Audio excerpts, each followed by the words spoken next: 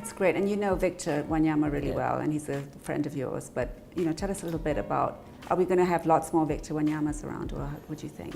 Well, I think when you're dealing with sports, it's so much more than just trying to create the next Victor Wanyama. And like Victor, I'm very proud of him, obviously playing the Champions League now. To have a Kenyan in the Champions League is amazing.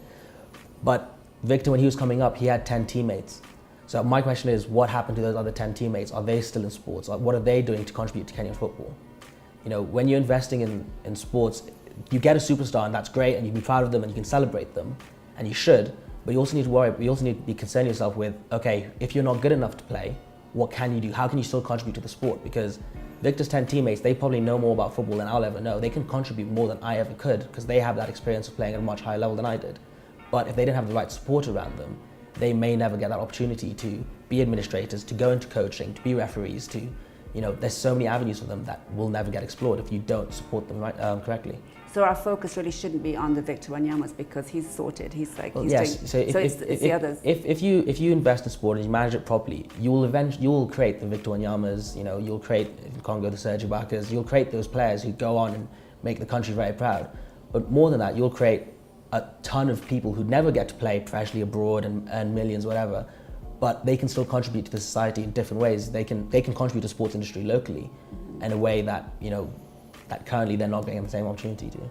And you took on a team, Red Carpet, and that was fun. And what did you do with them? Tell us a little bit about it. So one of my old football coaches, he runs a club in Kangemi called Red Carpet Football Club, and it's mainly for kids from that area, and just kind of supporting them as they go through school and that kind of thing. And so I started coaching for them last year sometime, which has been an amazing experience. Got to see, kids obviously growing into players, which one of the best feelings in the world was this kid who, he came in, he had all the physical talents of being a great goalkeeper, but just had never been coached by a goalkeeper coach before.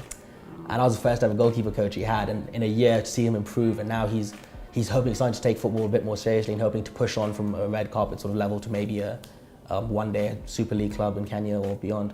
Wow, that's great. And you keep in touch with them? And every time I'm back here, try to go see them for a bit and do a couple of sessions with their keepers. So what happens in May next year when you finish? What's the plan? $1 million question. I'm hoping to definitely eventually come back to Kenya. I think there's so much potential here. It's a growing market. Sports here is going to take off. One of these days, everything will line up, and sports here is going to be the next big thing. I have no doubt about that. Kenya's one day, I think very shortly, we're going to be a consistent qualifier for AFCON, hopefully a consistent qualifier for the World Cup one day.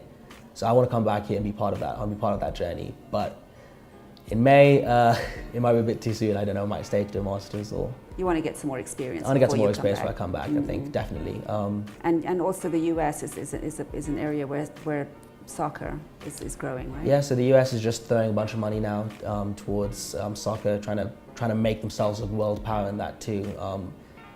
They're going about it in quite a different way from how the Europeans did it, but they are trying. So there's plenty of opportunity there. So hopefully the MLS is something that does appeal to me to go over there, maybe do some scouting and some coaching over there for a couple of years before coming back. And maybe you will then be the next Messiah for football. Oh well, I don't know about that. Hopefully, I hope to be.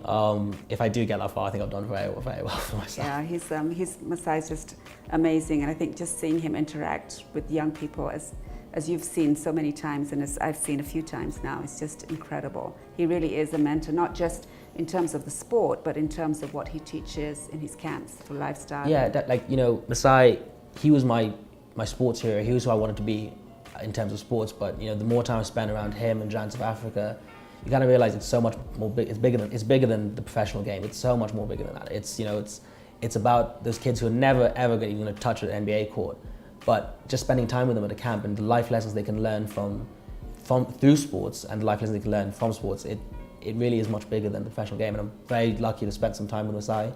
I think that's probably what he's taught me most. It's so much bigger than... It's beyond just the sport. Yeah, it's beyond the sport. sport. I think Masai's kind of had that impact on all of us, where he's just such a nice person, such a good man, that he really wants to impact the youth on this continent.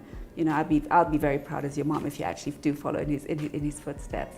But talking about sort of the other NBA players that you know, like Luol and Serge Ibaka and all these guys. I mean, what they do, and we've talked about it in a few episodes in the past, what they're doing in their own countries is just amazing, isn't it? Well, what I find most amazing about those guys is, as a kid growing up, you look at footballers and basketballers and you want to be them as athletes. But when you spend time with them, the thing they're most proud of is what they're doing off the court, unrelated to the NBA, unrelated to the Premier League. They're more proud by the fact that they can go back in the summer and host a camp for, 30, 40 kids and what impact that will have on those kids. So that's the amazing thing, is that you grow up idolizing them for their athletic talent, but now I'm here idolizing them for what they do completely unrelated to their athletic skills, what they do for humanitarian work, which is huge. A big change. To me, it's a very big change on how I view them. But I'm so glad I got to know them as a result, because of that. So in spite of all the celebrity around them. Yeah, being an NBA player is the coolest. It's probably the coolest thing in the entire world. But for them, it doesn't mean anything. If they're not making an impact back home, it means nothing. And it's that kind of realization you have to make, that actually all the glitz and glam really does mean nothing. It is the impact you can have because of it.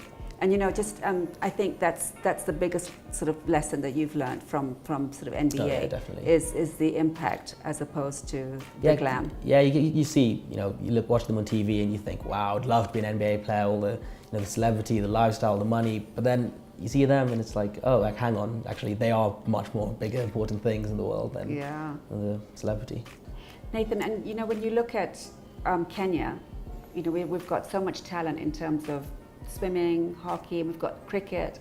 I mean, how do we take it? And I know the Dunfords made it to the Olympics, which is amazing. But how do we take all the other sports that we have to the next level? Is that policy, or does it go back to the development of the sport? I've always wondered why, for example, Ministry of Sports and Ministry of Education don't work a lot closer, because I think in a country like Kenya, yes, you're asking for a lot of investment in infrastructure and things like that, and obviously expense is quite a challenge. But we do have schools already going, and I've always wondered what happens when Ministry of Sport, Ministry of Education work closer together and try to bring sports more into the curriculum. You look at a country like Iceland, for example, who, for a country of their size, they punch above the weight in every sport. It's not, football's obviously the one that takes the headline, but they have consistently been a competitor in weightlifting and fighting sports, and it's because they have a great policy when it comes to how their education system and their sports system work hand in hand. And I feel Kenya, sometimes we miss out on that opportunity. Perhaps having more coaches in different types of, being trained in multiple types of sports. I know personally I was very lucky. I had Mr. Omatch. Remember, he was a great hockey player, but he was also a great trained football coach, and we had Mr. He was just a wonderful person. Wonderful guy. But it's that importance of having coaches who are multi-skilled, know about every kind of sport, different kind of sports, and being able to identify and intervene with talent at a young age. Because there could be some kids that you're looking at who they love football, they absolutely adore it, and but they're not the best football player. But you get them on a hockey pitch, and suddenly they're the best hockey player. So just being able to identify that talent, being able to nurture them, maybe get a way for them to start enjoying hockey as opposed to football, and get them onto a hockey pitch. And I think it's also important that government starts to realise that actually sports creates employment. Oh, yeah. And I think that's the problem, is that sometimes we look at sports like it's a luxury, or it's something that people only do in their free time, when actually we don't realise that sports is a profession and a career, and that the more you invest in sport, the more jobs you're going to create for young people, which is so desperately needed on the continent. And even beyond jobs, I think every study has shown that if you do invest in sports at a young age, children are more likely to stay in school. They're going to get better grades. Girls in particular are going to stay in school and get better grades, and that's such an empowering thing. Just being able to have a girls' football team at your school, the impact that can have beyond the pitch, into the classrooms and into other avenues of. It doesn't have to be into sports. If you get a girls' football team, you're going to end up, with girls who are more enjoying class more. They're maybe going to go into arts more. They get more confident, and there's bigger impacts beyond than just going to sports. So there's huge dividends in actually investing in sports. Massively, right? It goes on. It's not creating jobs, just keeping kids in education, making them enjoy school more, make them more. Personally, you know how much I hated school. I was not. Believe me, I know that. I hated school, but luckily you're very much like your mother, so I understood you. Yeah, but there were days where I was just like, man, I really cannot face going to school. But we had a fixture that evening, so I would sit through the entire day, kind of half concentrating, but it was more than I was concentrating when we didn't have a fixture, because most of the time I just not want to be there at all. But having that in the back of my head, oh, we've got a game this afternoon, so I have to turn up. And even today, I play hockey for my university.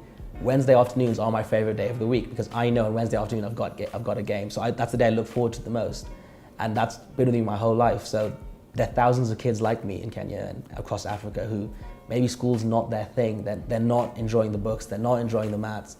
But if you give them like, oh, we can play football at the end of this, it will get them through the day, and that's such an important thing. You know, so much of being in school is kind of, if you're not really enjoying it, it's just kind of getting through it. Yeah, and I think the important thing is that, you know, is people need to do what makes them happy, because then they'll be really good at it. And I think that's what convinced your dad and I that, you know, it would be okay for you to. I was pretty afraid of coming to you with it, but I've been very lucky that I think you guys come on board with it, I hope. No, I think it's been amazing. I mean, it's not something I would have ever considered if I didn't realize how much you hated school.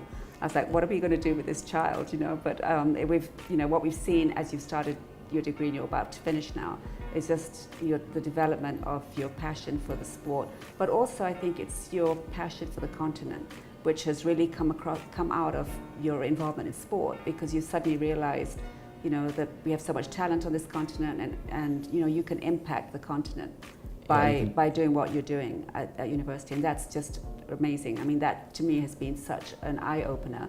And you've really been able to sort of bring me along into the sporting journey, and now I absolutely love spending time with the NBA. I actually did my first NBA thing without you last week when I went to Toronto, which was like a big step. But I really do enjoy it, and I do love, you know, watching the impact that the youth on this continent are getting by the different basketball camps that are having. And I'm sure football is exactly the same, right? There's lots of, you know, football initiatives across the continent. Yeah, you know, you have, like, obviously Kenya have only ever had Victor playing in the Premier League, but you know, Nigeria and Ghana and Cameroon, they've had players in the Premier League for years and years and years, and those are the same players who go back home and run camps and run scouting programs and run coaching clinics to improve the standard of their game. It's why Nigeria, Ghana and Cameroon, they are so far ahead of us is that they've had those players who can go abroad, learn from the best, but then they always bring it back home. And that's such an important thing to do, and something that I think maybe it's a common trait amongst African players, is that always that desire, no matter what the sport is, you know, hockey players playing abroad, they always want to come home to pass on that knowledge and improve the quality of our own game.